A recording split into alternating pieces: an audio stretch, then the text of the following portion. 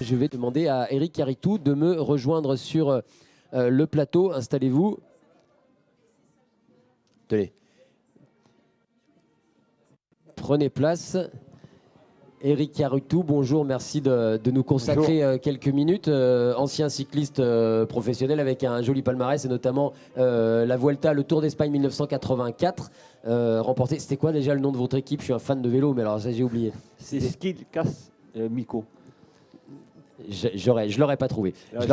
C'était ma deuxième année chez le professionnel, c'était ma deuxième équipe. Donc. La première année, c'était la même équipe, mais le sponsor était différent, ça s'appelait SEM France-Loire. L'année d'après, on est passé chez Skid, donc de Gribaldi, mon directeur sportif, a changé de sponsor. Et voilà, Skid, c'est une marque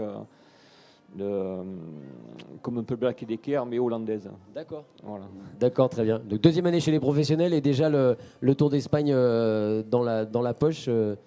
Ça lançait fort la carrière. Vous êtes évidemment aujourd'hui, vous continuez à rouler, j'imagine. On ne s'arrête jamais. Bah, disons, j'ai arrêté un peu quand j'ai arrêté ma carrière parce que moi j'étais viticulteur, ça prend pas mal de temps. Après, j'ai eu un peu de temps l'hiver, j'allais faire un peu de vélo le dimanche avec des copains.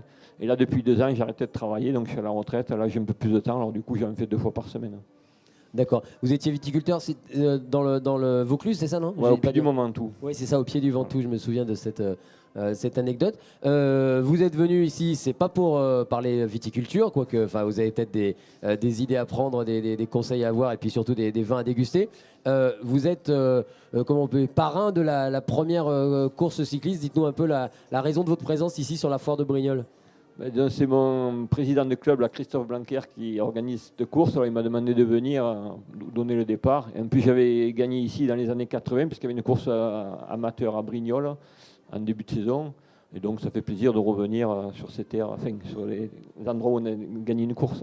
Voilà, oui, c'est effectivement de relancer cette tradition. C'est vrai que dans les grandes foires, il y avait aussi des fois des 6 jours, des fois des critériums. C'est la volonté de l'équipe de la foire de Brignoles de relancer cette culture, ce rendez-vous.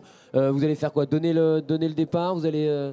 Oui, je vais donner le départ. Puis bon, comme c'est un petit circuit de 900 mètres, on ne peut pas suivre en voiture. Donc on regardera au bord de la route et on ira encourager les coureurs. D'accord. Vous avez toujours un pied dans le monde du vélo un peu professionnel ou vous regardez ça de loin? Oui, donc je suis en relation publique pour une boîte qui s'appelle GSF, c'est une entreprise de nettoyage industriel. On fait quelques événements dans l'année, une quinzaine d'épreuves où on est partenaire et on suit la course et on a des invités pour leur montrer un peu la course. D'accord. Et vous êtes quand même toujours scotché, j'imagine, à votre télé sur les grands rendez-vous, le Paris-Roubaix il y a quelques jours? Oui, c'est sûr que c'est agréable de regarder sous les belles courses. Maintenant, c'est redevenu plus attractif le vélo parce qu'il y a quelques années en arrière, il y avait des équipes qui dominaient et on voyait moins de spectacles. Mais là, depuis 2-3 ans, avec Van Der Poel, Pogacar, Van Aert, tout ça, ils ont relancé un peu le vélo et du coup, la course elle est plus animée, elle est plus intéressante à suivre.